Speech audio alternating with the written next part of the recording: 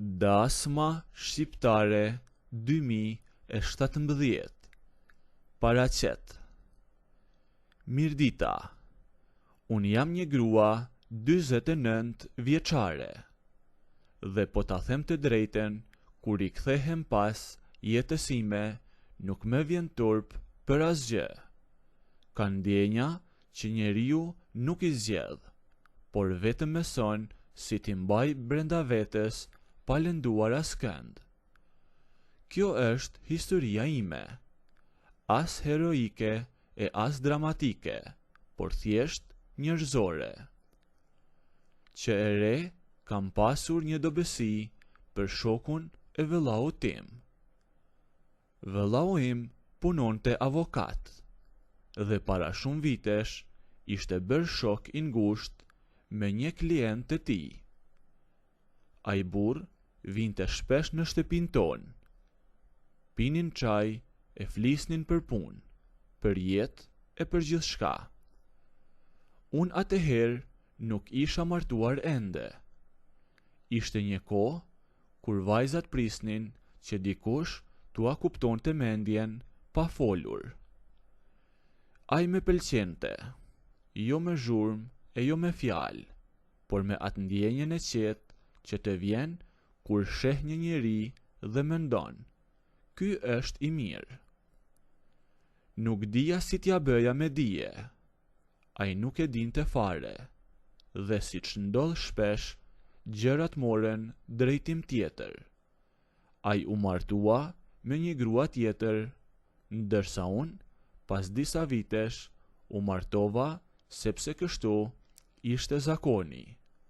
Pa dashuri të madhe, por në rregull. Jeta vazhdoi.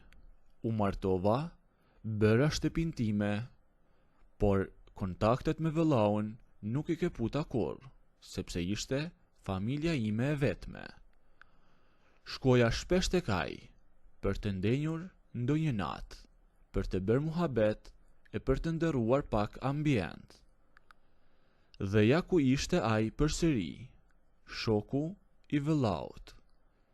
Edhe ai I martuar, edhe unë e martuar. Tani të dy, me një jetë të ndërtuar, por me një të kaluar që nuk ishte thënë asnjëherë. Burri im filloi që të më thoshte me dyshim, po shkon shpesh tek vëllau yt. A është gjithmonë aty, edhe ai shoku I tij që nuk I shitet asnjëherë. Ndërsa unë ja ktheja, vëllau është, ku të shkoj tjetër.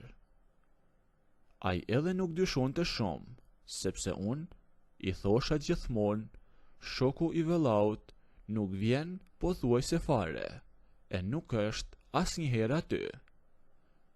Në të vërtetë, ai vinte pothuajse çdo herë që shkoja unë. Ndoshta ishte rastësi, do thoshte dikush.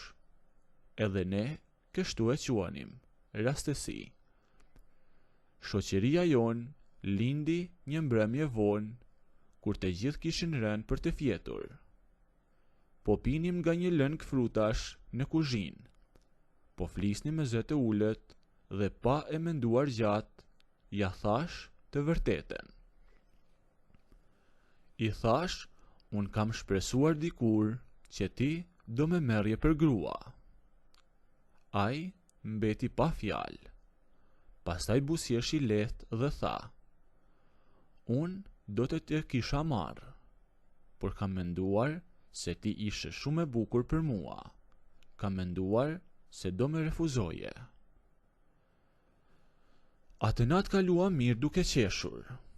Qeshem si dy njerëz që kuptojnë se jeta ndonjëherë I çon gjërat në drejtime të çuditshme. Vendosëm të mbeteshim shok të fshehtë, pa marrë vesh askush, as vëllau im, as burri im, e as gruaja e tij. Dhe aty filluan situatat për të qeshur. Sa herë që afroheshim pak, e me shumë në bisedë, gjithmonë ndodhte diçka. Një herë, sa po u ofruam për t'i thënë natën e mirë, ra telefoni i vëllaut tim me zë të lartë. Një herë tjetër, dera e frigoriferit bëri zhurmë dhe unë ngrit kunata ime për të pirë ujë. Një natë tjetër ishte me qesharakja. Ishim zgjuar vonë, po flisnim për gjërat e vjetra, për rinin e për ëndrat që nuk kishin marrë formë. U ofruam pak më shumë se zakonisht. E në atë çast, macja e shtëpisë rrezoi një tigan nga banaku. Bëri zhurmë të madhe dhe vëllau im u zgjua, ndërsa ne u shpërndam secili në dhomën e vet, sikur nuk kishte ndodhur asgjë. Gruaja e vëllaut, kunata ime, i kishte vënë re disa gjëra. Një ditë më tha, ju kam dëgjuar duke biseduar natën vonë. Unë u zverdha, por ajo buzëqeshi dhe tha, mos u shqetëso, sekretet e shtëpisë mbeten vetëm në këtë shtëpi, dhe vërtet nuk i tha askujt. Uthja, ajo uthje e famshme që gjithmonë na ikte, ndodhi vetëm shumë më vonë. Shkuam të gjithë së bashku në pushime në Greqi. Unë me burrin tim, vëllau me gruan e vet, dhe padyshim vëllau e mori edhe shokun e tij me gruan e tij. Shoku i vëllaut kishte një shtëpi atje.